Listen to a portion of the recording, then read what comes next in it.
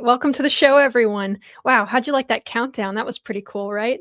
2026. Okay, so it is a shame that 2026 is so boring and uneventful so far.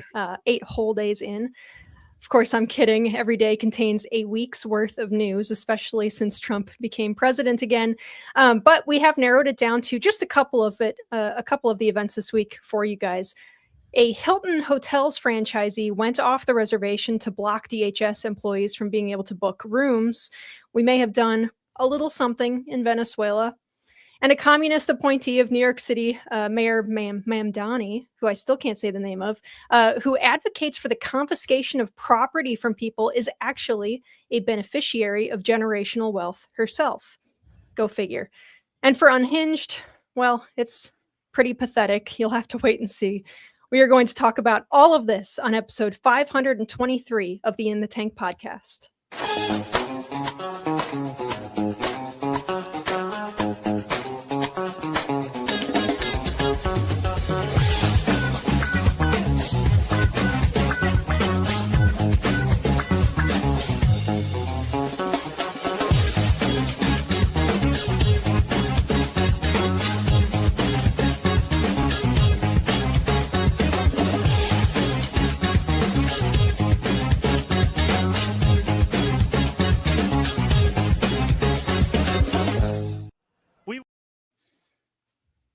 Okay. Well, wait, we had a stinger. Go. We had a stinger at the end of that. Oh, well. First episode of the year, guys. You got to give us a little. Yeah, it's been a while since we've been on the show, so that's my fault, guys. I usually do those intros for us with something fun. It was supposed to have at the end of it Zora Mamdani talking about the replacing cold, rugged individualism with the warm embrace of collectivism. So just imagine he said it. You can find it on X, but sorry. Yeah. All right. So everyone, welcome to the In the Tank podcast and Happy New Year. I am Linnea Lueken, your host. And as usual, we also have Jim Lakely, Vice President and Director of Drops at the end of the intro videos at the Heartland Institute, Sam Karnick, Senior Fellow, and Chris Talgo, Editorial Director and Socialism Research Fellow. And guys, I do want to bring something up before we get into our actual programming, or even saying, our chit chat at the beginning here, because this wasn't on the schedule when I was preparing for the show today. But happy United Nations Liberation Day, I guess. Last night, Trump withdrew our membership from tons of United Nations organizations, including the UN IPCC and the Framework Convention on Climate Change, and a bunch having to do with gender and racial identity politics, just all sorts of stuff like that, meaning we are no longer funding these groups with the United Nations. I was already offline by that time that news dropped, and so I am sort of surprised that I didn't feel some sort of like disturbance in the force or something, like a million crying globalists suddenly going silent. So we might have What? We might have to talk about this some, you guys, at the start of the show, because, wow, what a treat. Right, just in time for, as Steve Malloy pointed out, Christmas for the Eastern Orthodox. So, yeah, I'll just start. I mean, look, I've been listening to talk radio. I've been in the conservative movement, consuming conservative media from way back. When I first graduated from college, I was so excited. I got my first apartment, and I was very excited to have the American Spectator, edited by R. Emmett Terrell, sent to my very home for the first time. And I would read Heterodox Magazine, which long ago didn't exist. And in those and National Review, of course, back in the day. And conservatives would dream of, the ultimate dream would be kicking the United Nations out of Turtle Bay and having them go back to Brussels or wherever the heck they come from, and would be more comfortable, instead of the United States continually funding policies and agitation that almost always works against the national interest of the United States. And it was just kind of a fun thing you would like to say. What happened on January 7th, Orthodox Christmas, so thanks for all who celebrate it. And now it's time to celebrate for everybody, whether you're Orthodox Christian or not. This would have been unfathomable. I am still gobsmacked at what Donald Trump is willing to do in his second term, that we thought maybe he was crazy enough to attempt to do in his first term. Of course, he wasn't that brave. When Donald Trump came into office the first time, I still am convinced that he was surprised he won. I think we could see it on his face and in his body language, in his acceptance, on the night of election night when he came out on stage, that he was shocked. I was shocked. The world was shocked. And he wasn't quite prepared to do all the things that he thought he might need to do to, quote, make America great again. So to pull the United States out of the United Nations Climate Treaty, to pull us out of the IPCC, the Intergovernmental Panel on Climate Change, to have Scott Bessent announce on X that we are no longer going to give a dime to the Green Climate Fund, which is a big slush fund for corruptocrats in the United Nations around the world. And then I think we're out of the WHO. This is unbelievable. And it's long overdue. These globalist organizations formed, let's give them the benefit of the doubt, formed with good intentions, have done a lot more ill in the world than they have done any good, and certainly have not achieved their missions. Their missions have turned into stealing your freedom, stealing American money, and filling their pockets. And for the President of the United States to say no more, not just to one or two of these organizations, but 66 of them, or 67, is absolutely gobsmackingly amazing. And it took me by surprise. It certainly took the world by surprise. And it is, if Donald Trump was to accomplish nothing else in his second term, this would go down as historic and plenty. I'll just jump in real quick. I agree with Jim. This is awesome news. This is great. I think when Trump first came into office and Doge was cutting government spending, it was just like a dream come true. However, I fear that this can be undone by the next president. So while we can, definitely celebrate it for the time being, wish that the Senate would actually put their big boy pants on and maybe, pass some treaties so that this could actually be done at the Senate level instead of just at the executive level. So that's just my 2 cents. One of the problems with the UN is, of course, the one country, one vote element of it.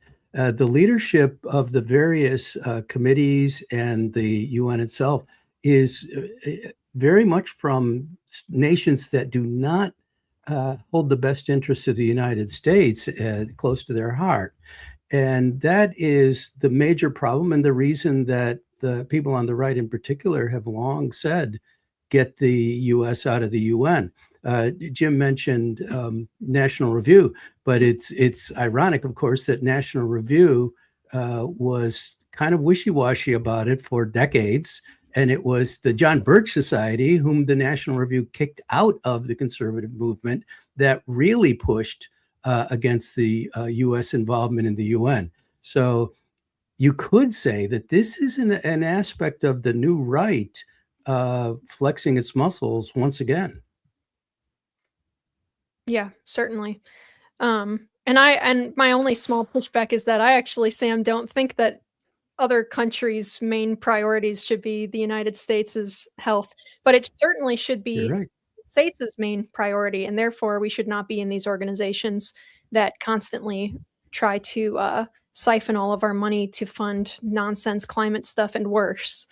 All right, so Exactly. I want to jump right into our unhinged segment today, which is unhinged, but in a sad way, not unhinged in a crazy, like hysterical way. So, although it is a little bit histrionic. So let's go and take a viewing of this video here from our wonderful Senate Democrats who held a candlelight vigil. Nope. Perhaps not. Okay. Sorry, guys. New Year. And guide her through the night with the light from above, from the mountains to the prairies, to the oceans white with foam. God bless America, my home, sweet home. God bless America, my home, sweet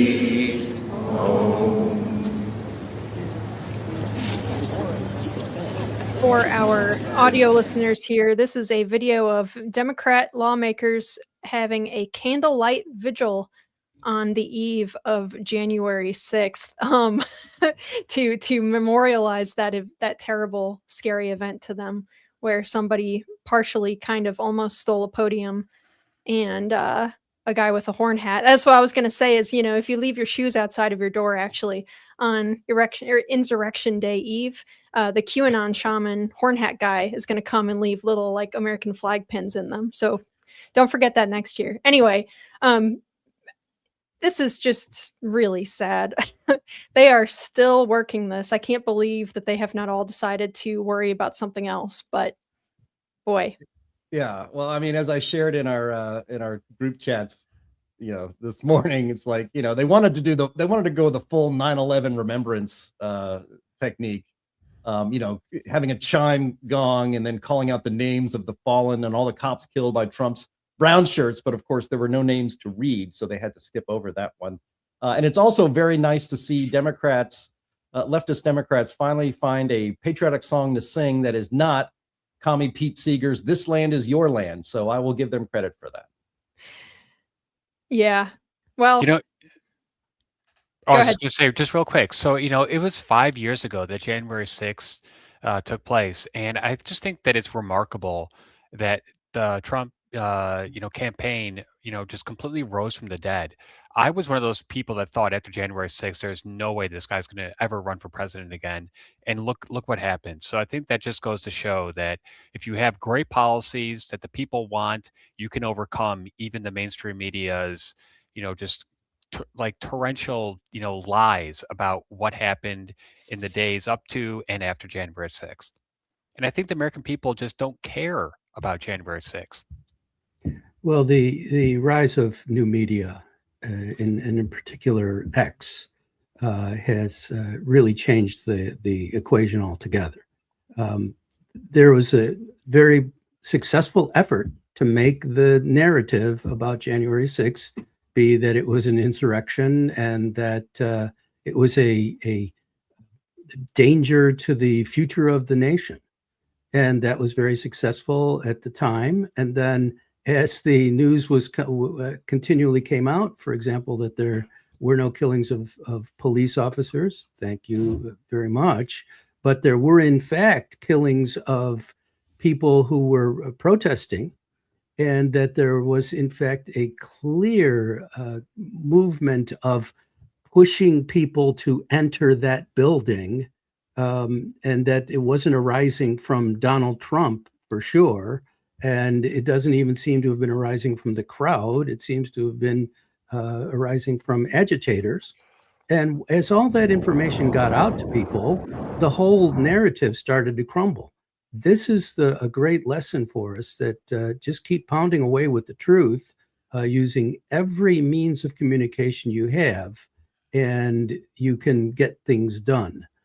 As it stands now, yes, there's no interest in this ridiculous event, and which I believe was very much sort of like the governor, Michigan governor plot, the plot against the Michigan governor to kidnap her and so forth, that it arose from within the government and not from outside.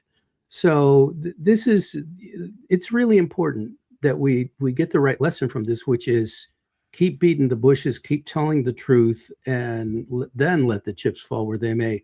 But don't just give up, and don't try to be respected by the other side. The heck with that. I do think I understand why lawmakers make such a big deal about January 6th, because you do need to understand that this happened, in their workplace.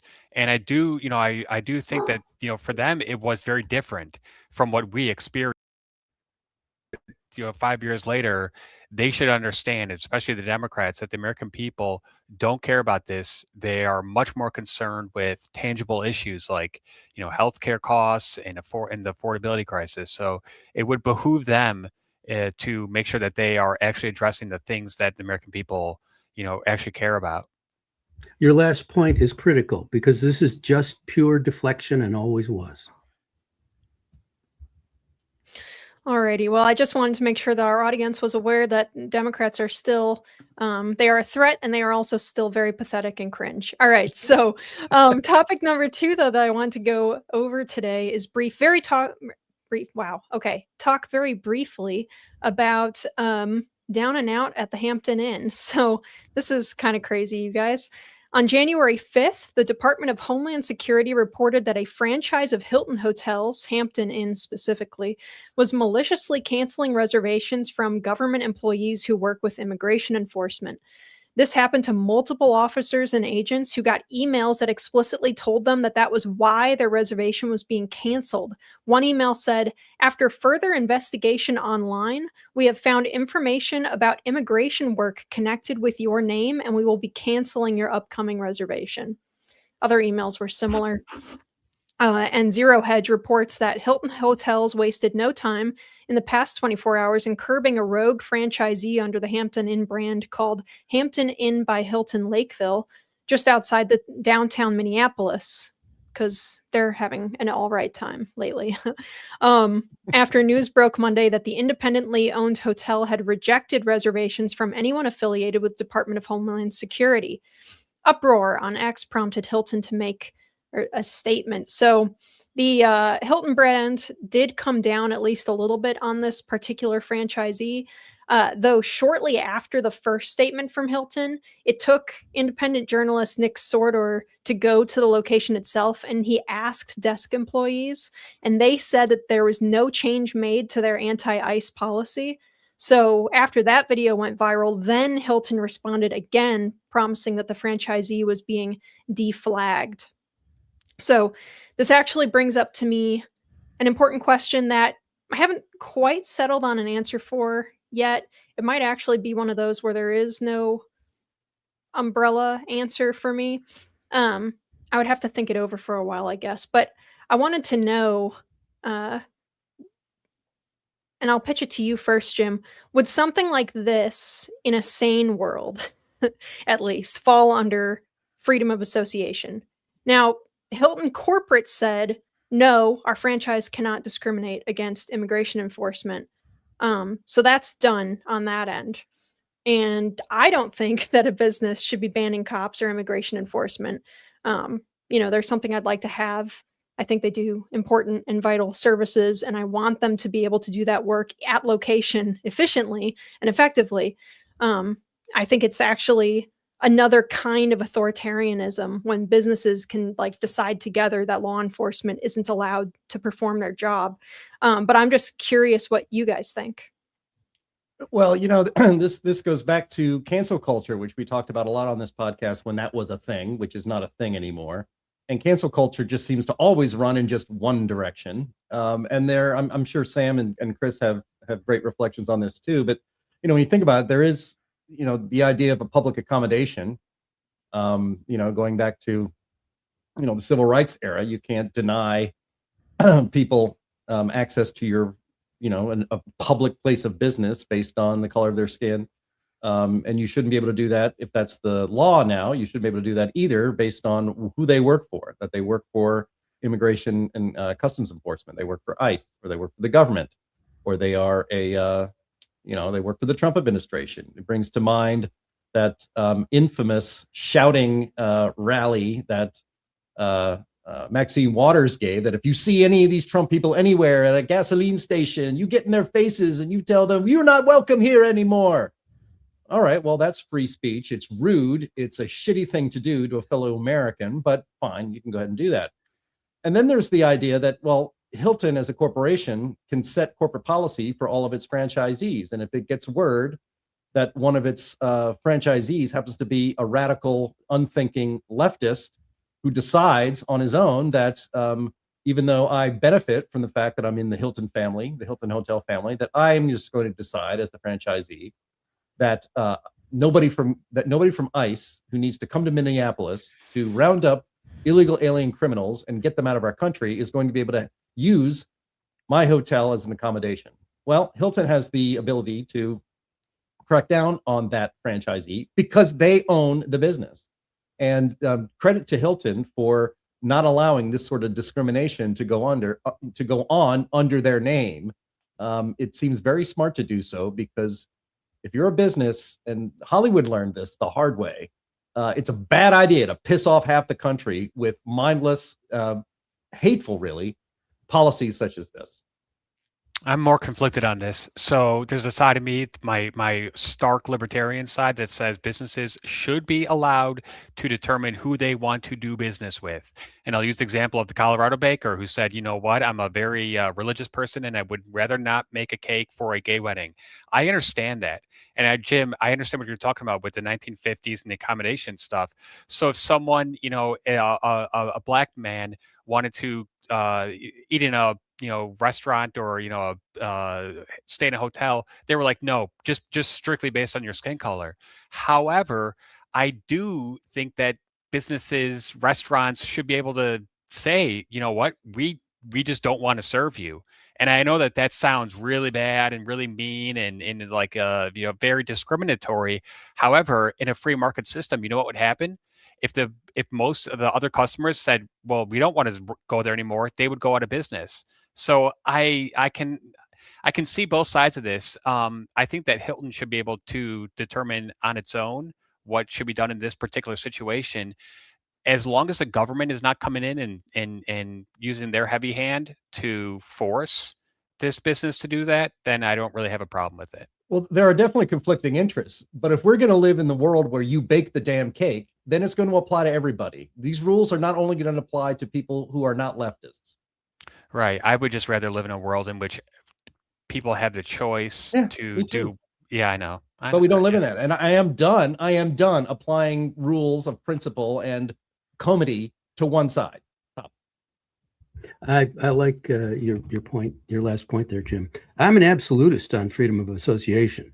And to me, freedom of association means the opposite also. You don't have to associate with anybody you don't want to. You don't have to serve anybody you don't want to.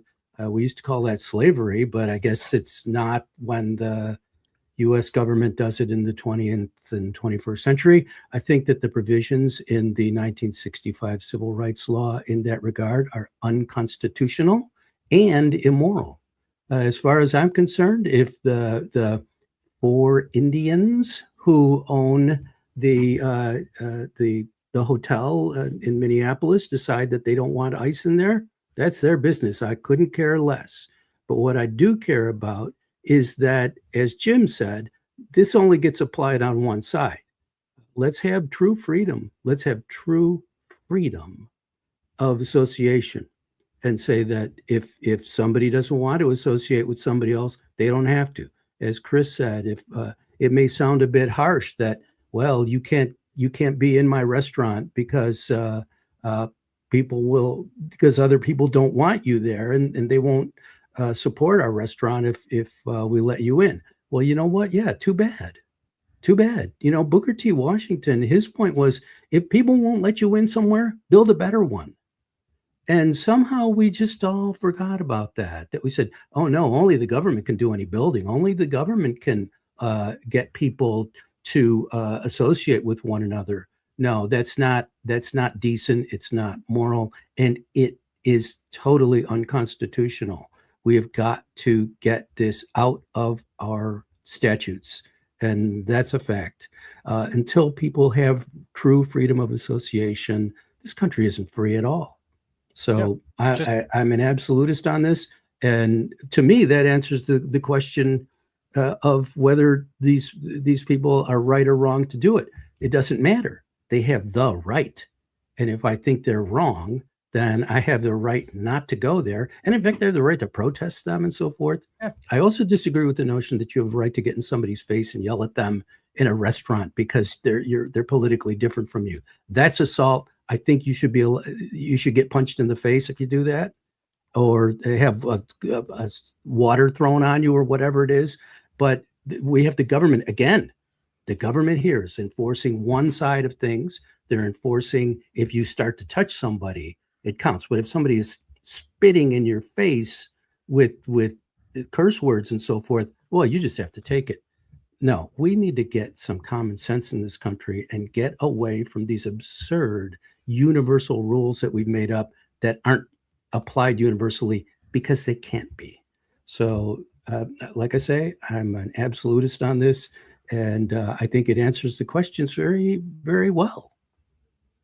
And I Just know if I it's not. could, oh, Go I'm sorry. ahead. Sorry, Chris. Go Yeah, ahead. no, just real quick, just if I could like follow up real quick on what I was saying earlier. So, one of the things that was happening in the 1950s and 60s was the discrimination was systemic. So, if a black man wanted to get a hotel throughout the South, he was basically just completely barred. This is one hotel, The government was doing that, and that is wrong. You're and right. this is one hotel just making a, in my opinion, a very stupid business decision. And when I was referring to the restaurants, I was more referring to like when Sarah Huckabee Sanders went to that, like the Rooster or something like that in Washington DC, when she was press secretary for Donald Trump in his first term. And that owner of that restaurant just said, you know what, we don't want you to be here. And I do think that that owner of the restaurant has the right to do that, although I totally disagree with it from a business point of view. So that's where I'm just trying to make sure that I'm, drawing a line between, I personally disagree with it. However, I do think that they should be allowed to have that decision because it's their place of business. You're starting to sound like an absolutist, Chris. Let's go. Well, I knew I would get a good discussion if I framed my my question for that topic in the right way, and we certainly did. So thank you guys very much. But I do want to move along here because we have so much to talk about. It's unbelievable how much has gone on in just the last 8 days. My next topic here is simply, what is the deal with Venezuela? This is probably the biggest news of the week, so we couldn't ignore it entirely, even though like geopolitics isn't typically our normal area. And for that reason, I am going to stay away from saying whether or not I think the military engagement itself was a good idea or the right move. And I'm not going to make commentary about political nation building or what I expect to happen from here specifically because I don't know. None of us do. And neither do any social media influencers or commentators, regardless of how much they try to spin everybody up.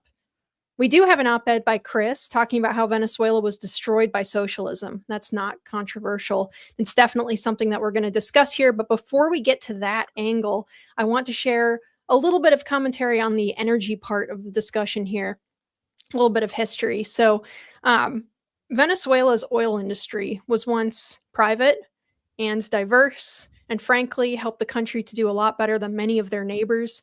It's one of the largest, if not the largest, proven reserve of crude oil on the planet. In 2007, Hugo Chavez seized the assets of ExxonMobil and ConocoPhillips and other companies and nationalized Venezuela's oil industry after the companies themselves refused to voluntarily give up their equipment and holdings and all of that to the state oil company. And so I have a bit of a connection to this, actually. So since the company I worked for before I came to Heartland, when I was working offshore, was among those whose stuff was expropriated. And since then, the company has put all these like software self-destruct protocols and stuff on all of their programs in order to protect their data in case this ever happened again, or if it happened, I believe it also happened with Mexico to an extent. The protocols are really annoying to work with, and it made my job way harder. And so I blame socialists for that. And there are still some companies working in Venezuela like Chevron. Some of the heavy crude that we receive to the U.S. Gulf Coast refineries, which are built for heavy crude, comes from that effort. Another major group investing in Venezuela under both Chavez and then Maduro are Chinese state-owned oil companies and the state oil companies of Russia to the tune of billions of dollars. And so it should come as no surprise to our viewers that Venezuela completely dropped the ball on their domestic oil production. Turns out communists aren't super good at handling the industry that they take. The companies they stole from actually knew better how to produce the most oil for their investment. And since then, production has really floundered. And so depending on how things go from here, there is a chance that many of the companies stolen from are going to be able to get restitution. There's a major player who has threatened to use their own heavy crude exports as leverage against Trump's America First policies that we also need to keep our eye on. And I'm sorry to our wonderful Canadian viewers, but that's Canada. David Blackman from Energy Absurdity points this out in a really good Substack article that I recommend. It's titled Trump's Venezuela Move, a $17 trillion reset of global geopolitics. And the section regarding Canada is pretty interesting, I thought. He wrote, frustrated with Trump's tariffs on his oil exports into the U.S., Karnick has been working with Albertan Premier Danielle Smith on a deal to build a massive new pipeline to reroute oil sands crude to the West Coast for shipment to Asian markets. What do we think they mean by Asian markets? Karnick believed that he had leverage over Trump in this equation, given that most U.S. Gulf Coast refineries are geared to process heavy Canadian crude. Now, armed with control over Venezuela's crude riches, the leverage reverses in Trump's favor. So, Sam, there are so many moving pieces here, so much at play, but I thought that I would lay out some of the energy element here to get us started. And again, I don't know how all of this is going to settle.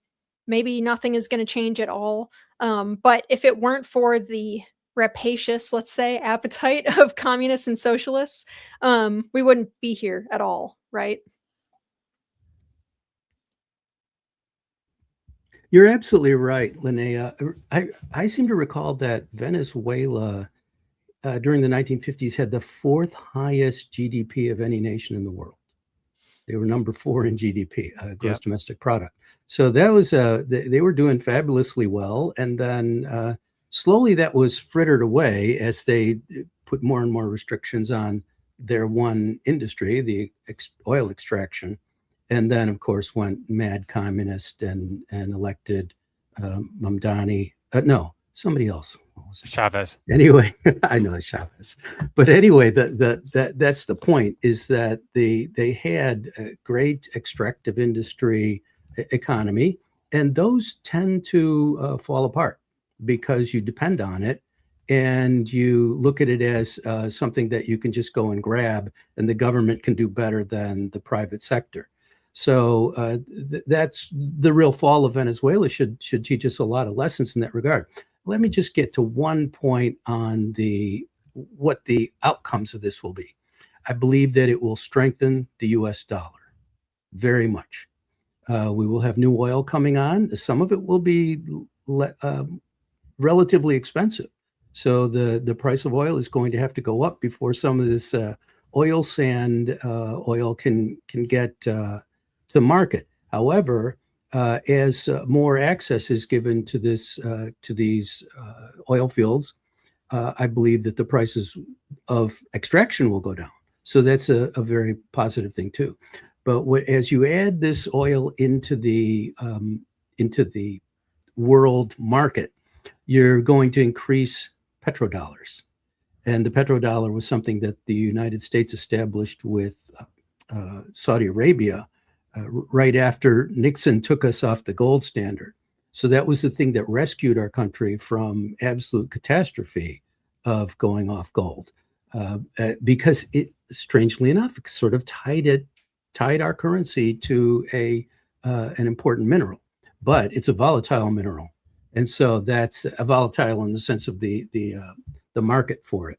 And so that's one reason that our economy and money have been so hinky over the past half century. But I think that this is going to strengthen the U.S. dollar, and I suspect that that's probably going to be the most important effect of this for Americans. Absolutely, and also, like I've said before, those Gulf Coast refineries, most of them are geared specifically towards heavy crude. Yes. And having all sorts of things go wrong trying to get oil to those refineries right now. It's mostly Canadian. They have to mix it in, don't they? With whatever U.S. oil we use, we have to mix in heavy. Yeah, you have to mix in. And right now, so I've seen a lot of conversation about how, a lot of scoffing from the political class of people saying, well, it's not easy to get oil out of Venezuela, and it will be unsafe, for companies to be there and stuff. And it's like, well, one, Chevron is still there. Chevron's the only one who hung on and was like, fine, we'll give you 80% or whatever of our business holdings in the region, to the whatever it is, the nationalized oil companies of Venezuela. And but we already have stuff that we're doing in Guyana. We already have stuff that we're doing off of like the coast of Africa and some very dangerous waters and stuff. The Right. oil industry is not going to be scared by local dangerous conditions. It's one of the most dangerous industries in the world already. I think that that's just a silly argument that I've been hearing from a lot of the people who, are of what we call the laptop class, which is what we all are now, but is, still fun to use that term. Anyway, Well, you're right. Make it safe. yeah. It's not safe. Make it safe. And I think that the U.S. will certainly press for that. Yep. Did we have any other commentary on the energy side of this before I'm going to move into Chris's Red State op-ed, which is just great, and you touched on a lot of the energy stuff too.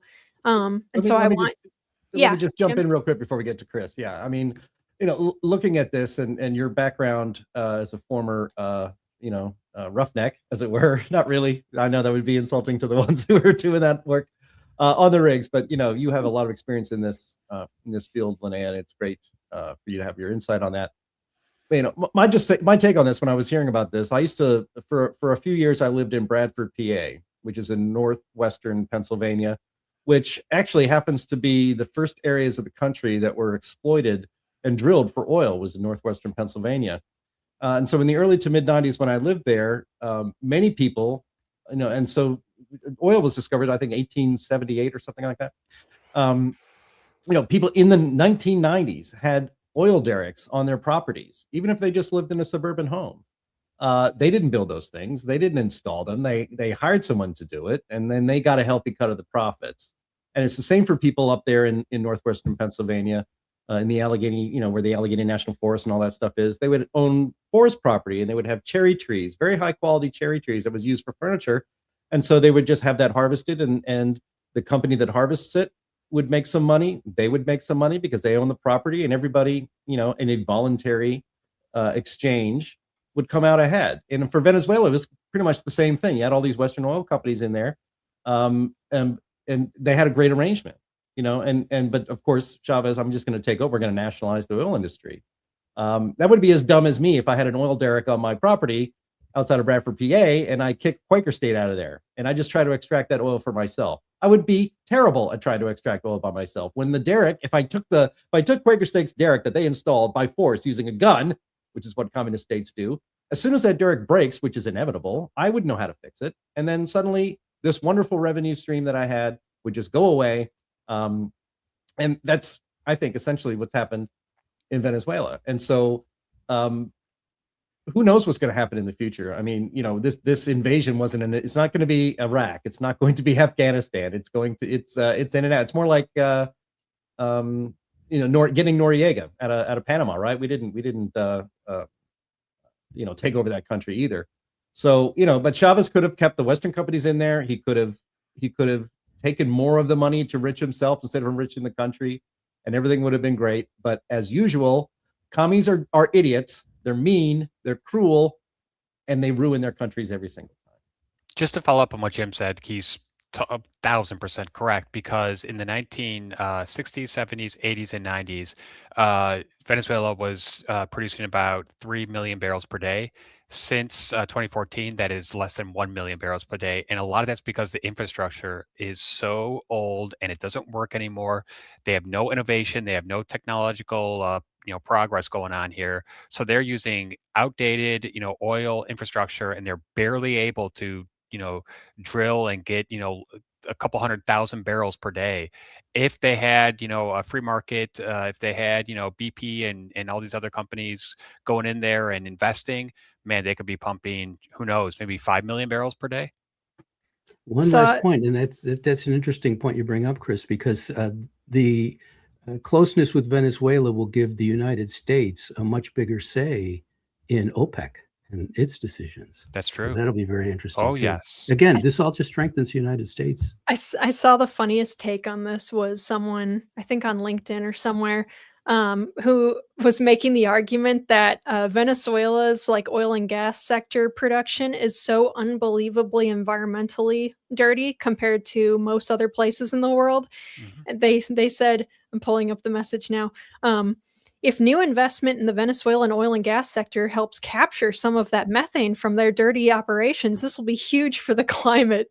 So, and the person who reposted it said, "This is a guy who supports regime change on climate grounds," which I just thought was like the funniest perspective I could think of. But they're not wrong that, you know, Venezuela, China, Russia, they don't give a rip about any environmental impacts. And of course, at the Heartland Institute, we're not worried about the like methane or carbon dioxide or whatever, but there are legitimate environmental hazards when it comes to drilling. And these countries, these like socialist and communist countries, and Russia, which is a weird blend of things, do not care. They do not care whatsoever. So yeah, that it was a funny point that I saw someone make. But Chris, I do want to get to your piece in Red State. Like I said, you did cover some of the energy stuff at the beginning of your article, but I also want to jump to kind of the middle-ish. Your article was called 2 Decades of Socialism Destroyed Venezuela. And I do recommend that everyone go read it in full. And you wrote, after 2 decades of socialism, Venezuela is currently the poorest nation in South America. As of today, more than 90% of Venezuelans live in poverty. 70% are struck in extreme poverty. From 2014 to 2021, Venezuela's GDP decreased by almost 75%. And for years, hyperinflation has wreaked havoc. Since 2014, Venezuela's oil production has starkly declined, and nearly 8 million Venezuelans have fled the country because access to food, medicine, toilet paper, and other bare necessities has been severely limited. I don't know if you guys remember a couple of years ago, they said that people were killing and eating zoo animals. So Yeah. that was fun. You wrote, in 2017, things got so bad that the average Venezuelan lost 24 pounds due to malnutrition. So it's incredible to me, Chris, that the whole world can watch this happen over and over again. You know, and sure, every political system has problems. We can't make, you know, heaven on earth ourselves, but socialism and communism are proven annihilators of the common man. You know, the only benefactors are the party. So, I mean, how do we keep watching this happen and everyone just says, "Oh, well, they tried." What? It was a disaster. What do you mean they just tried? Well, so in 1998, when Hugo Chavez came into power, he did not, spell out exactly what he was going to do. It happened over a period of time. By 2006, he, basically created a socialist unified party. 2007, 1 year later, he did, nationalize almost all remaining of the privately held oil in the country, and look what's happened since. It's been just a total downhill slide. In the meantime, like you said, the people at the top, the Maduros, the Chavezes, the people in the party, they have made out very well. They are the ones who are siphoning, what's left of that economy and just, enriching themselves. But the average Venezuelan obviously has been just crushed during this. And this is not just in Venezuela. This happens, like you said, in every single socialist government, from the Soviet Union, to Cuba, to China, to every single one of them. So, like you, I guess you said, why aren't we learning from this? I think the problem is lack of education, and that's a whole nother subject here. But I think that the American people do see that there was mass suffering, mass poverty in Venezuela. They do realize that Maduro was a very bad guy, a ruthless dictator. And I do think that most American people are supporting this just based on that premise alone. Yeah, and I want to quickly address a question from one of our frequent viewers, Lake Lady 2602, who says, "Will the Venezuelan oil development endanger U.S. oil development markets?" I ask because my sister-in-law works in the industry in the Permian. It's concerning. No, it's in part because Permian, they're already struggling because price of oil is too low, but Venezuela, that type of like offshore heavy crude is very expensive to develop. So right now, oil prices are too low to develop it anyway. to do new development there. So it's also not, it's going to take a couple years before it can kick in. And the oil that the Permian Basin produces is mostly lighter crudes and gas. But we still need heavy crude. So it's kind of a different category. So it shouldn't hurt US. And also some of those values are factored on, like what reserves exist. And we already knew that these reserves exist. We're not adding anything new to the stream. We might be able to boost production from it, but it's not going to be fast enough, I don't think, to, I mean, unless we have like a fleet waiting to immediately descend upon the fields and drill them and stuff. But I strongly suspect that that's not going to be the case, just based on the fact that it's still Venezuela's land. Like, it's not like we've taken the reservoir. There's still permitting and stuff that needs to be done. So it's going to be a lot. But it could make our refineries here in the United States busier, right? Yeah, which is a good thing. And Okay. it would be nice if we would construct some too. We've brought on a couple the last couple of months that are pretty good. Let's see. Linnea, I got one just quick question. So what about when the cost of drilling decreases? So in 10, 20, 30, 40 years from now, what if the cost of drilling is cut by 90%? Wouldn't it then be economically viable to drill, even if the price of oil was 40 or 20 or even $10 a barrel? Well, for sure, but there is, like, you can't plan on that happening. It's kind of No, like, but hasn't that happened over time? I mean, so that's To a just point. innovation and technology, right? Yeah, but also new technology tends to be more expensive. It becomes less expensive over time, but there's certain, like, really complex, the offshore industry is kind of a different animal than the onshore industry. It's got the technology that they use out there. People tend to compare it to like NASA level stuff. So it's kind of like unbelievably expensive that we already do it, and that it already is such a huge part of our industry. But That just when you think of the long, like, Yeah. the long term. So, like with AI, they might be able to, use AI data to sense, what's going on underground, who the heck knows? Because when you think of like, people digging out gold back in the day, I mean, they had to go and pan for it. That was so like, basic and so simple. Nowadays we have, these programs that can go in and at least guess as to where the gold is, to what degree it is, all that kind of stuff. So I do think that when people say, if the price of oil drops below $50, it's not going to be, worth, drilling anymore.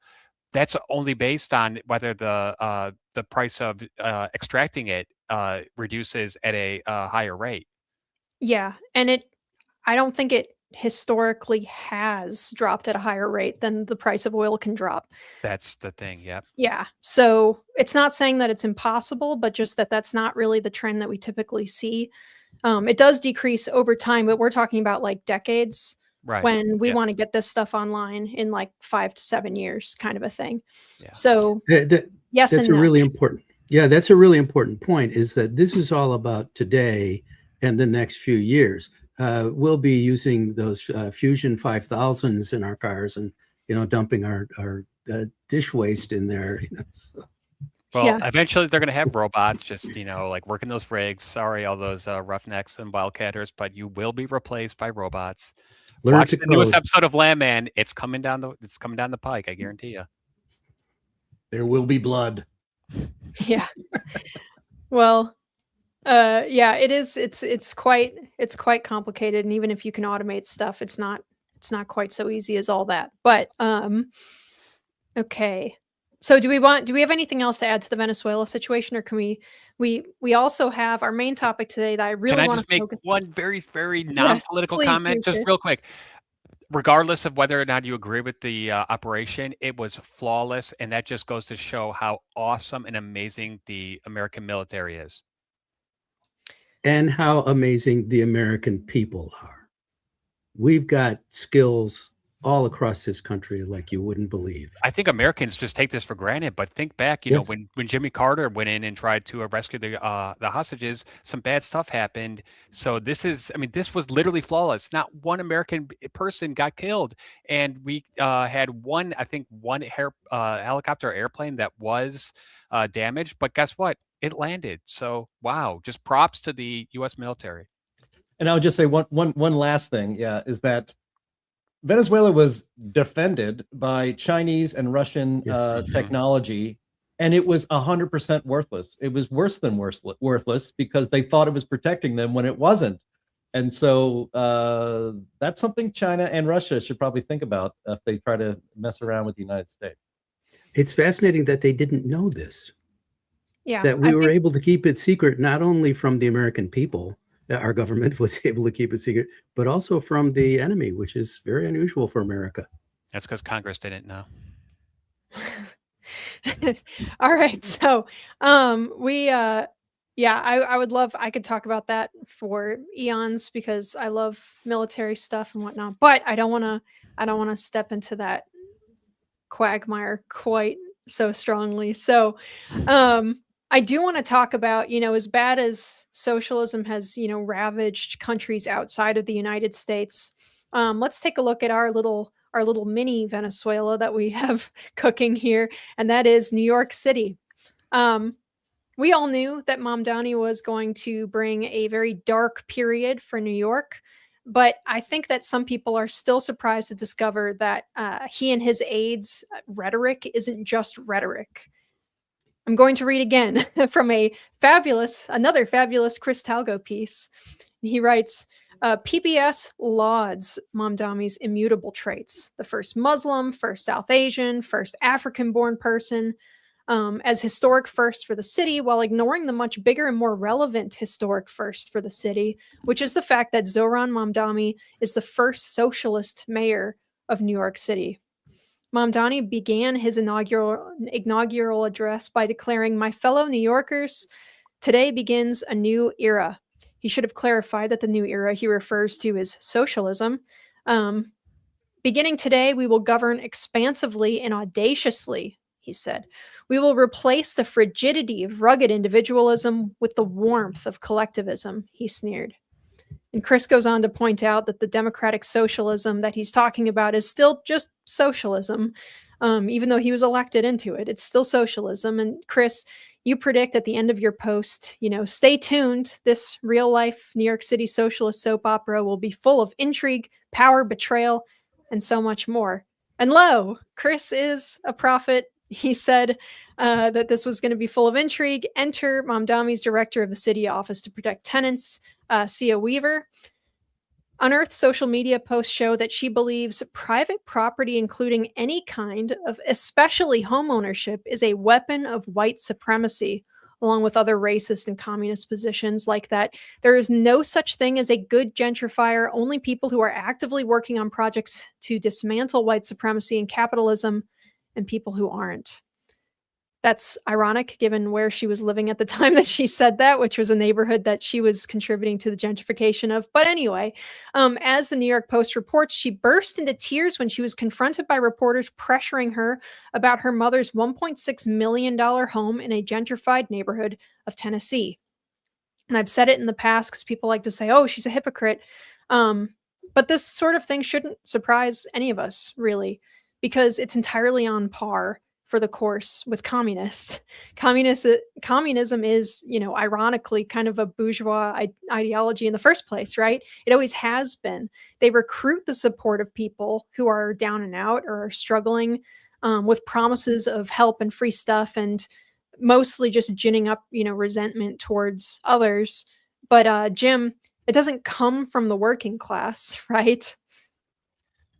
No, it doesn't. And, we have some video clips here. I think it's really important to hear it right from Sia Weaver's own mouth. To harp on we'll play it here in a second, but as Chris wrote in his piece in Town Hall, Socialism in the City, fantastic headline. I don't know if Chris suggested that, but most publications come up with their own headlines, and it's pretty darn catchy. But she, Zoran Mamdani says, "I'm a democratic socialist." Sia Weaver is a member of the Democratic Socialists of America, the party itself, and she is a straight up Marxist commie. She's a Bolshevik. It is absolutely mind blowing that an American, I guess it's not that mind blowing, considering the university she went to, but it is so anti-American. Her entire economic and social viewpoint is not compatible with a free country, and certainly not the United States of America. And the way she talks about property and her style of speaking, it's like fingers on a chalkboard, but it's important to really listen to it. So can we play, Andy, that the Weaver property video?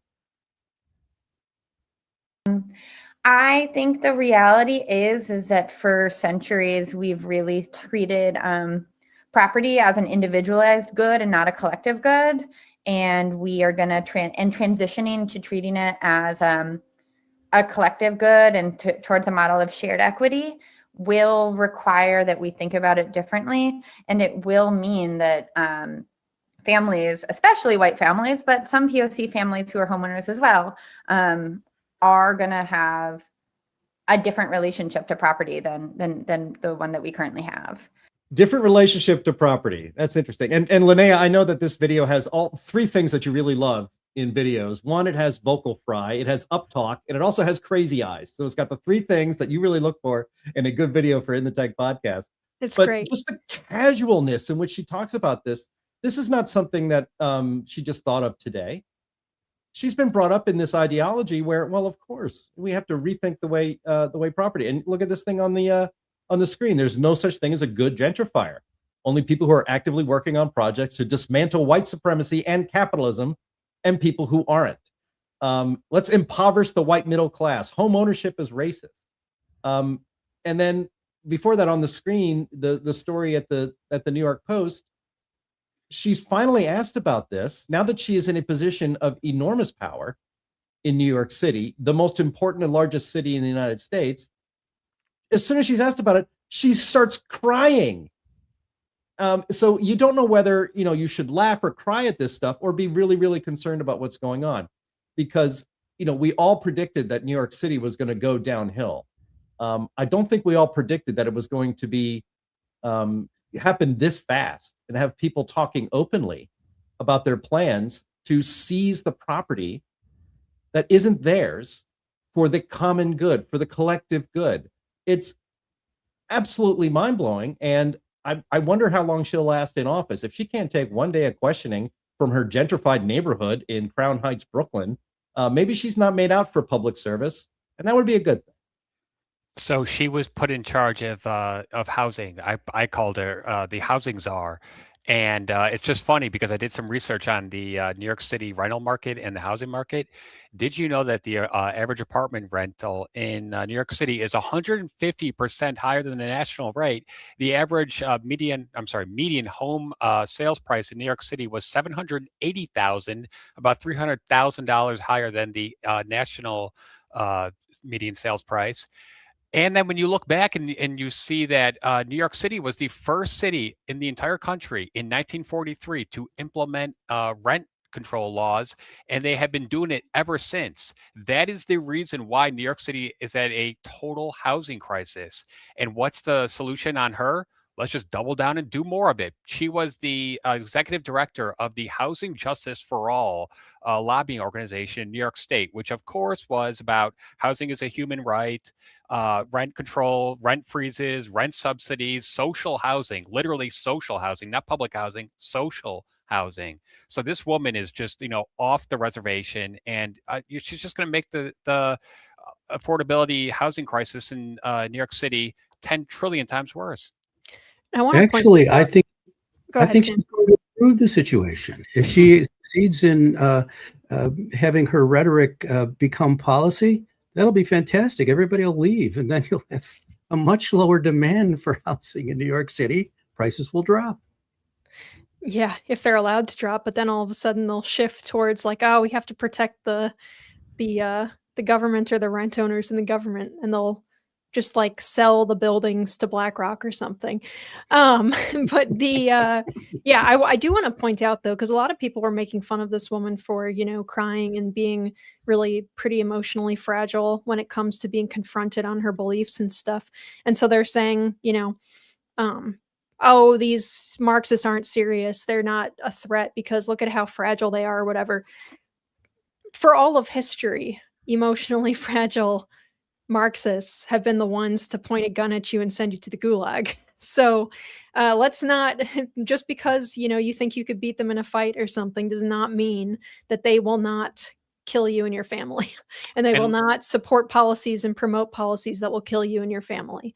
and the people that she's supposedly representing are the ones that are going to get hit hardest by these policies, because they're the ones who don't have, the ability to go move into the suburbs or to go move, to a different state. They're stuck, and they're the ones who are, just really paying the toll for her and her woke policies to make herself feel better. Yep. The least support from Mamdani was in Staten Island, where the people actually are pretty much working people, and it's sort of more like an American place than the rest of New York City. And so this is going to play out just as we expect. The only issue I think that we're dealing with here today is, boy, how fast this is happening. That's pretty impressive. All right, I want to show another element of this, you guys, in case you think, well, rent is expensive in New York, so what? What do we care? It's not like they're seizing properties or something. Cue this Weaver Buildings video that we have here. For acquiring distressed housing could look different on a building by building basis. In some cases, what happens is tenants form a tenant association. They have a scofflaw landlord or someone who's not making repairs, and they could pressure, using organizing tactics, they could pressure to the Social Housing Development Authority to take over their homes, to buy their homes. In other cases, you might happen through like a legal process. A couple of days ago, one of the most notorious slumlords in the city, his name is Ob Shalom. He was arrested because he is treating his tenants so badly, hundreds of thousands of open code violations. In cases like that, where the city is actively pursuing already sort of litigation and enforcement mechanisms against the landlord, the SHDA is an option. We can say, hey, you are not maintaining this building, and we are the city of New York. We have an interest in making sure that housing is well maintained, and we're going to take this building away from you. Public housing is never well maintained. For people who don't know about public housing, go read about Cabrini Green in Chicago. Go read about the Robert Taylor homes in Chicago. You know what they were? Total cesspools of murder, crime, drugs, all sorts of terrible stuff. The fact that she wants to basically, just pepper New York City with more of that, it's just mind blowing to me. Yeah, and notice that she's really not interested in improving public housing in New York City, which you would imagine is the actual mandate of the office that she heads. Mm-hmm. They're not interested in that. They're interested in seizing private property. They're seizing the property of others, and as it always is with these commies, these are people with no expertise in their actual areas of control. She says that she's been working on housing policy in nonprofits and other places her entire professional life. She's in her, I think, mid-30s. She's never been a building manager. She's never been an assistant building manager. She's probably never lived in a, in a building where maybe she was in a tenant union or something. Actually, she spent a lot of time organizing tenant unions across New York City. But she knows nothing about the industry. She knows nothing about what it takes to keep a building operating and keep your tenants happy and to keep things prepared. And what they reveal in that little snippet of that video that we showed is the scam going on here, because New York City is suffering under rent control, where the landlord, and there is a housing crisis. There's a shortage of housing in New York City. There's no doubt about it. But the main culprit of that is rent control, which is government saying that you cannot charge more than X amount for rent every month for your building. And those rates do not change. Do you know what doesn't change? The inflation rate, the cost of what it takes to maintain that building. So this is the scam that they're running. And it's legitimately what they're trying to do in New York City. You have a rent-controlled apartment building. You have a landlord that owns that building. He can't raise the rent, so he can't afford to do the proper repairs in his building. And so the city comes in and says, this is a dilapidated building, so that we are going to seize it from you. And so we will just take your property because, obviously, yes, are there real slumlords? Are there people that, are there landlords that genuinely are abusing their tenants they could afford to improve it, but they're not doing it? Of course, but that is not the norm. The norm in this situation is a rent-controlled apartment where the landlord cannot get enough revenue to do the proper repairs for the building, So what happens? The city's just going to come in and take it from you. And she says it like she's taking, like she's buying something on sale at Kohl's or something. It's just like, oh, of course, we'll just take it. We'll just take it from you. And so when you set it up to make it that easy, it's going to happen pretty fast. That's communism. That is absolutely un-American. It doesn't, frankly, it doesn't matter if the building is dilapidated unless there's some criminal activity going on. The Constitution of the United States does not allow government to just seize your property based on some pretext. That is unconstitutional. So it's going to be really interesting to see what happens when these policies that they talk about so blithely are actually tried to be carried out, because ultimately they are going to have to be carried out at the point of a gun. Well, I think she wants to be Jane Addams, but she's not Jane Addams. Okay, and then second of all, like these people are not living in tenements. She's not Jacob Reese, who's like going and taking pictures of like 60 people, like living in like a cramped quarters. Like let's start there.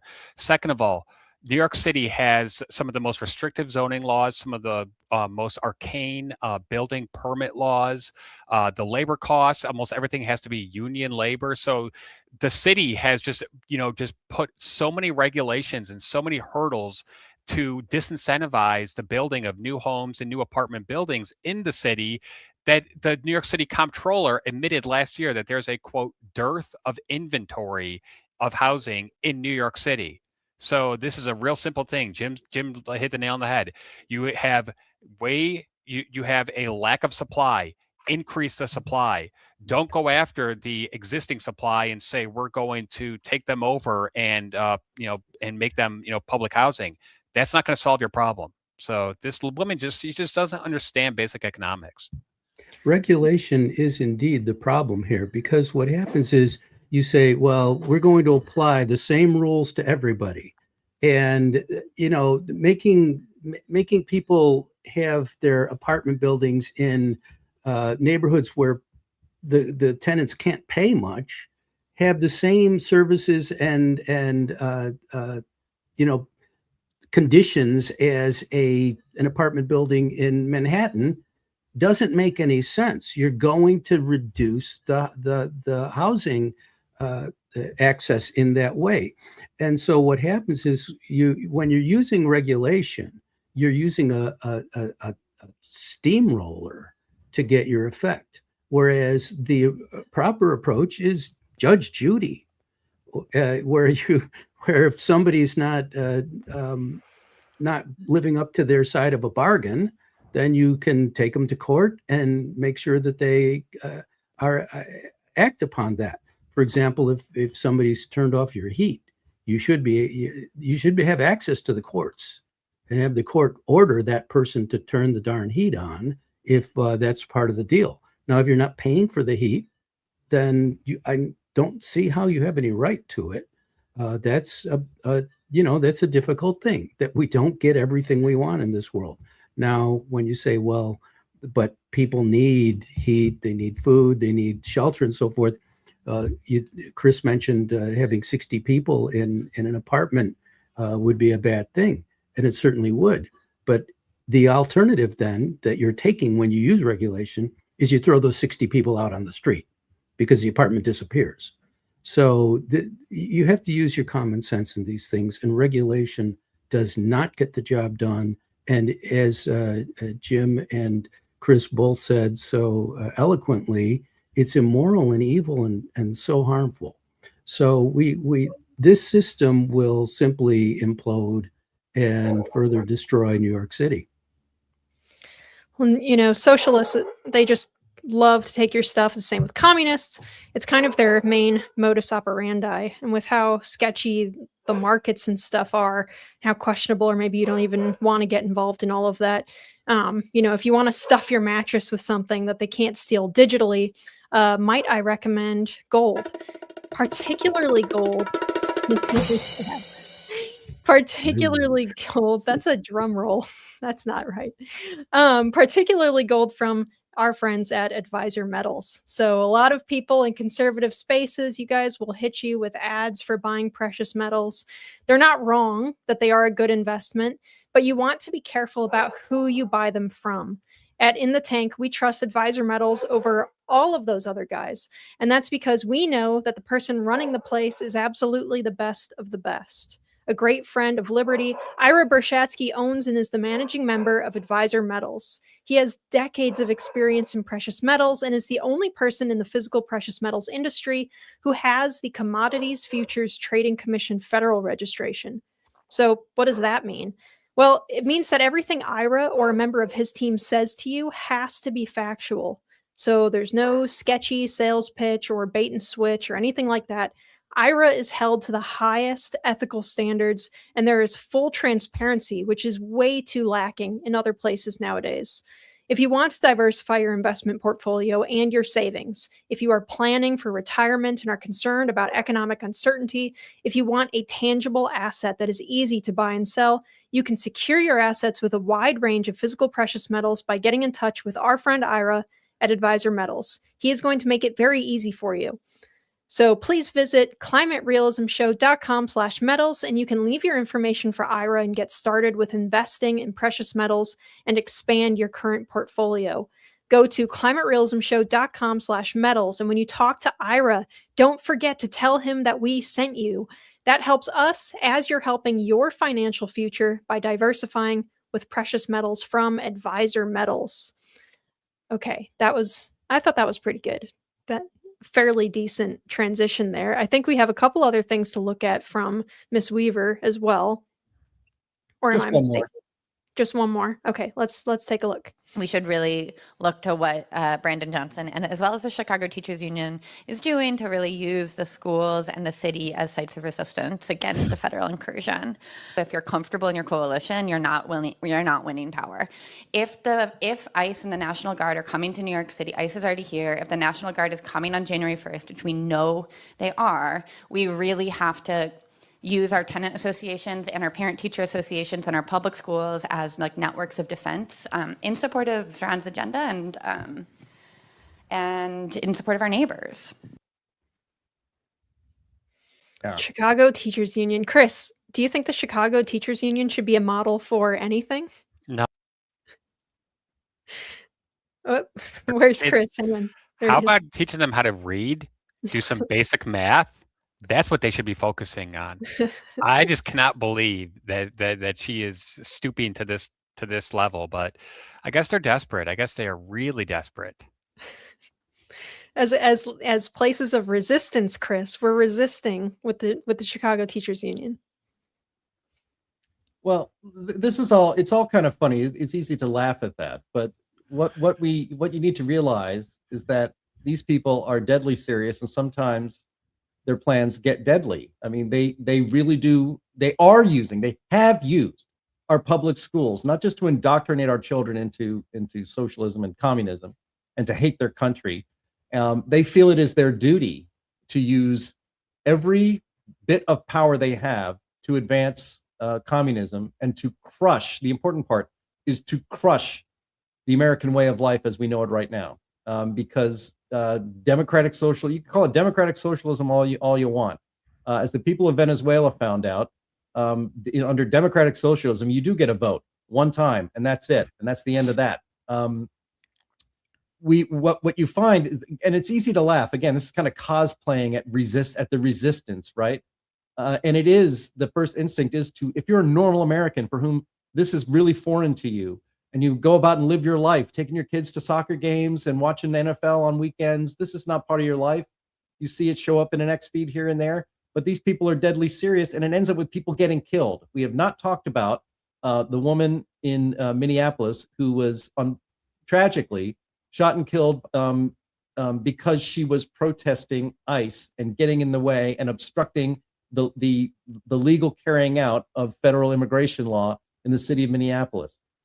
She's the kind of person who would have listened to this and said, yes, resist, who maybe attended meetings like at their PTA and started, let's talk about how we're going to use that to resist the fascist Trump administration, openly talking about, and Tim Walz did this yesterday, openly talking about using whatever levers of power that they may have on a local level to resist the federal government. When they come into our city, we're going to resist them. Tim Walz talked about using the Minnesota National Guard to protect Minnesotans from Trump's troops.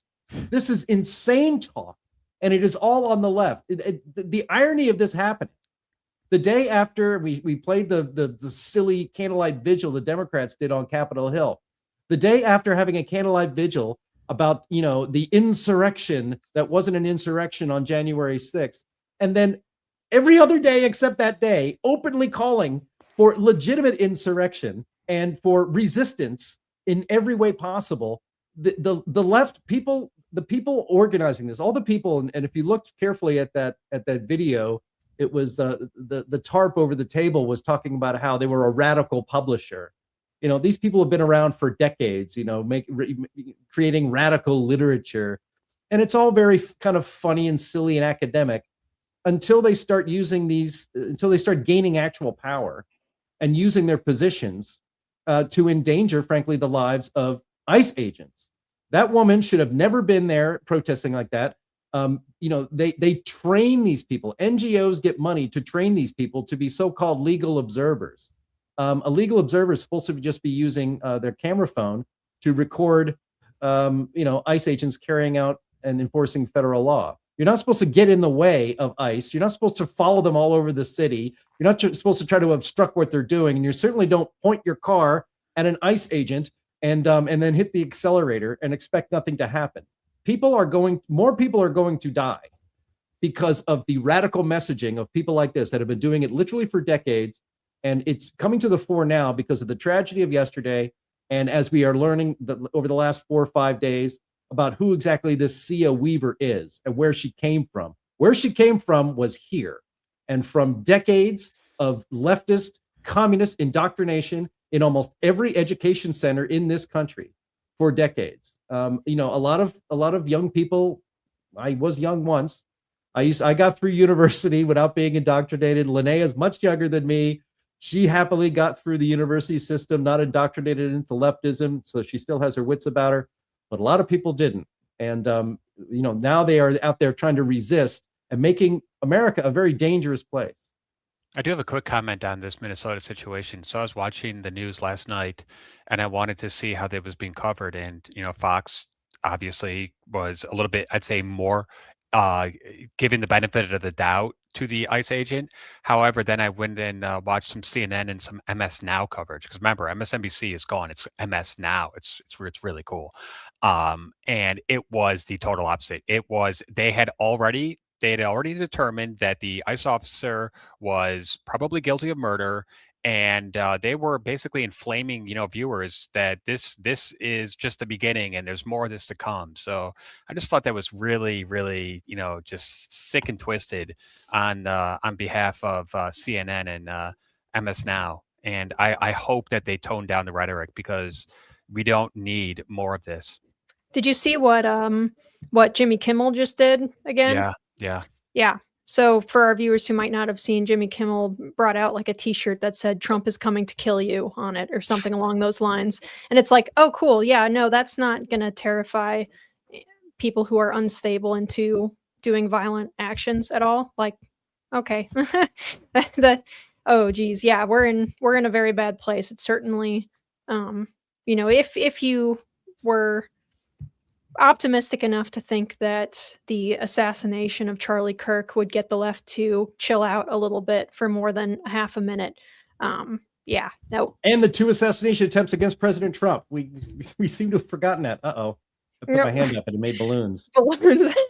Yeah, you know, another thing that happened less than half of a mile from where the George Floyd you know, issue took place. So this is a far left little enclave there in Minnesota. And what's going on with Minnesota with all the fraud and all the other stuff? I mean, Minnesota is just a hot mess right now. Total dumpster fire. Yeah, we said at the top of the show. Sorry, Sam, I'm just gonna say this real quick. We said at the top of the show that there's too much news just this week, and especially over the holidays and stuff, to cover everything in as much detail as we would like to on this one show. But Minneapolis is absolutely, in particular, just falling to pieces. And it has been gradually over the last probably couple of years, at least maybe a decade. Ever since Just Al Franken got elected senator. yeah, every time you He see stole that like election. something crazy in the news, it's always Minneapolis. Governor Walz's statement that they're basically going to fight the federal government with the National Guard.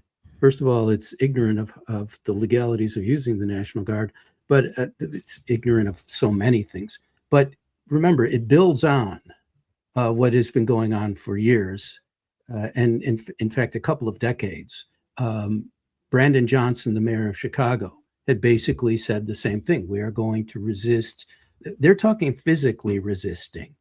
And he has encouraged people to do that. And Gavin Newsom in California was making similar statements. And what this does is it makes people, it destroys lines of authority. And it's sort of, let's go to a sort of a philosophical point that it almost undermines the great chain of being. And you lose your sense of your place in society, and you decide that, okay, because this other person is wrong in my view, I can and must do whatever I can to stop them. And so you point your car at an ICE officer. That is assault with a deadly weapon. That's on the books, and people get prosecuted for that all the time. So this is a very clear crime, a capital crime, if insofar as there's any capital punishment anymore.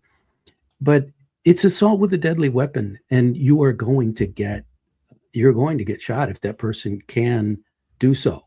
So what has happened here is that these politicians they may have some good in their minds about these things, that they're trying to ensure that people are getting their rights protected and so forth. But what they're doing, in fact, is unleashing hell, frankly. They're just absolutely unleashing the worst impulses in people. And these are not serious people. Mamdani and his housing commissioner, they're not serious people. They're serious about what they're doing, and they're intentional about it, but they're not serious. If they were serious, they'd do some reading and thinking. This is important stuff. You know, when you're talking about how are we as a city or as a state going to respond to the federal government's decision to come into our state and enforce the national immigration laws? What are we going to do about that? Well, the first answer would be we're going to cooperate with them if they're actually following the law, which the federal government clearly is. So when you step outside of that, you are creating an environment and a mentality that makes the individual's conscience somehow above all legalities and all law. And we're not going to survive that way. So what's going to happen is, I think, an escalation and then a stop, because it can only go so far. And I don't think that the federal government in particular under President Trump is just going to say, well, okay, we'll back down. I don't think that's going to happen. I think it's going to look more like Venezuela than George Floyd era. A lot of the politicians. I think what you're going to see from the Trump administration is, you know, we could talk about in the law, the incitement to violence under the law is very difficult to prosecute and prove because it has to be very specific calls to violence. You know, so it's difficult. It's rarely charged, and I think pretty rarely you get convictions on that. But what the left and frankly, MS Now and CNN and a lot of people in the legacy media have been doing since November 2024 is frankly inciting violence. It's why Charlie Kirk was shot. It's why there were 2 assassination attempts on Donald Trump. It's why you have these riots in the streets. It's why you have these people, just stirred up into absolute hatred, into a frenzy, putting themselves in very dangerous situations by putting their bodies between armed ICE agents carrying out federal law by rounding up criminal illegal aliens, not necessarily just criminals because they entered the country illegally, but illegal aliens who are also committed crimes on the soil of the United States. If you think you have to be crazy or be ginned up into a complete, absolute mindless frenzy to believe it when people like a Mamdani or a Rachel Maddow or all of these community organizers, tell that you need to put your body, and they say, you hear this rhetoric, you got to put your body in between ICE and these innocent people they're trying to round up, and then they actually do it, and it's a very dangerous thing. And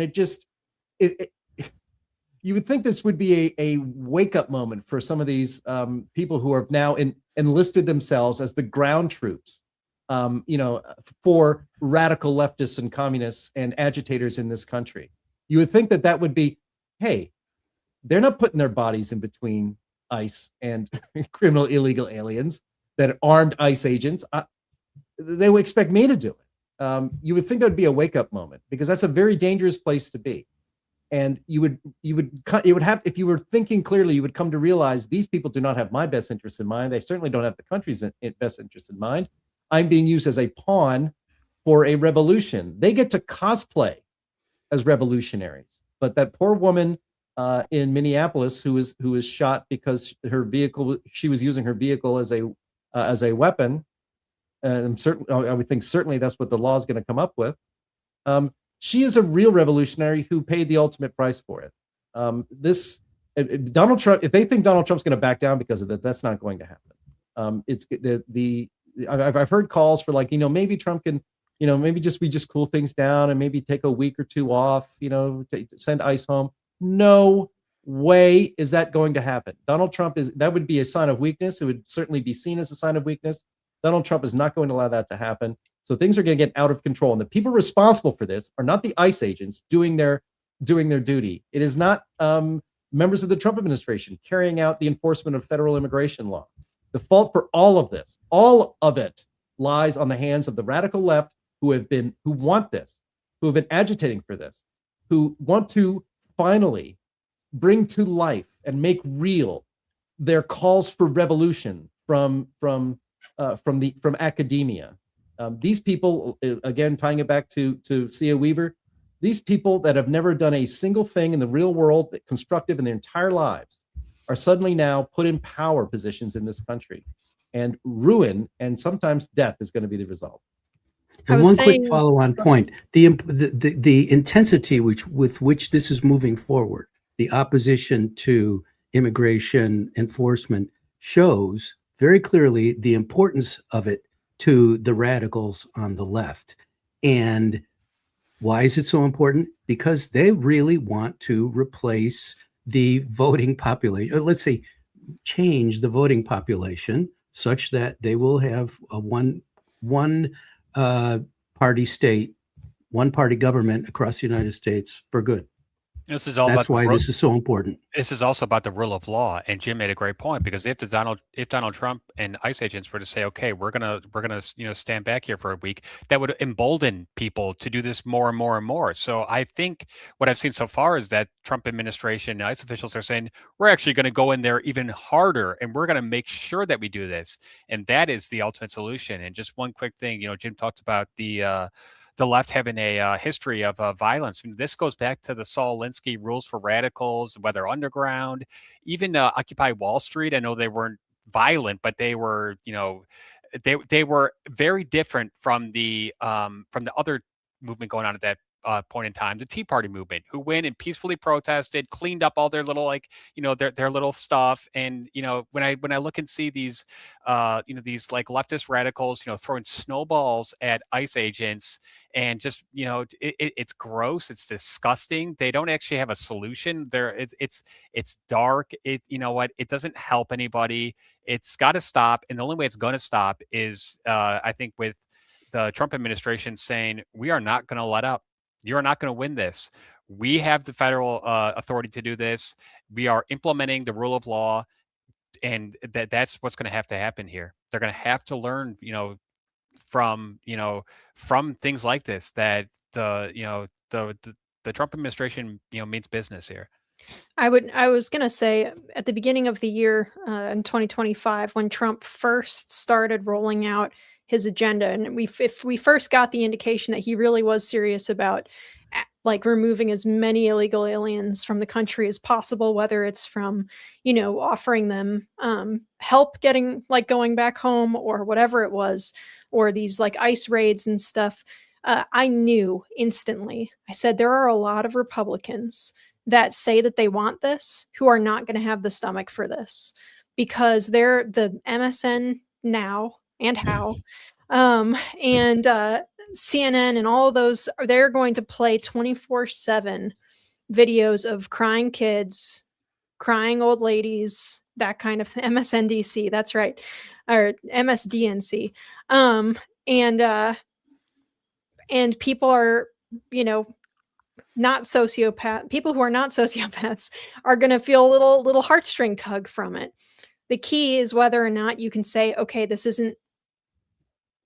is propaganda. Yes, people are upset to be removed when they're here illegally. They're going to have to be upset because they broke the law, but like, sorry, not sorry. But there are a lot of people who they see like one crying person on the news and they are instantly flipping in the other direction on what they say that they believe. And we're going to have to deal with this over and over and over again for the next couple of years. And I'm not talking about this with regards to just, the tragic and unnecessary death of this woman. It's across the board, right? On every Trump policy, there's going to be a lot of crying and wailing. On the UN stuff, there's going to be crying and wailing because surely at least one of the organizations we are no longer funding gave like bread rolls to starving kids in Africa somewhere, that kind of thing. At least at one point in time before the UN blue helmets show up, and who knows what they do from there. But anyway, yeah, sorry guys, but that is really all the time that we have today. If anybody has any comments to make really quickly to the end here, I don't want to be the last person talking on these subjects. Anything? Nope. All right. We have covered it all. Okay, so that is all the time we have, you guys, unfortunately. Thank you, everyone, for your attention to these matters. We are live every single week on Thursdays at noon Central on Rumble, Twitter, YouTube, Facebook, all over the place. Jim, what do you have to pitch to our audience today? We have the first climate realism show of 2026 coming tomorrow, Friday, 1 p.m. Eastern Time. See you there. All right, Sam? Life, Liberty, Property newsletter at the Heartland Institute website, which is heartland.org, and at stkarnick.substack.com. Yeah, and Sam's Substack is great too, so go give that a read, you guys. Chris, what have you got? All right, well, I'm going to go in a very different direction here. I'm going to go in my little sports here. My Indiana Hoosiers have a huge game Friday night against Oregon. We got to win. This is our year. We're going to win the national championship. And then my Chicago Bears have got to beat the Green Bay Packers at Soldier Field this Saturday. It's going to be a very, very busy weekend for yours truly. I hope I can contain myself. All right, thank you very much. So for audio listeners, please rate us well on whatever service you're using and leave a review. Thank you so much to all of our usual panelists. Love talking to you guys. And to all of our viewers who have great questions and great contributions to the discussion as well. We will see you all again next week.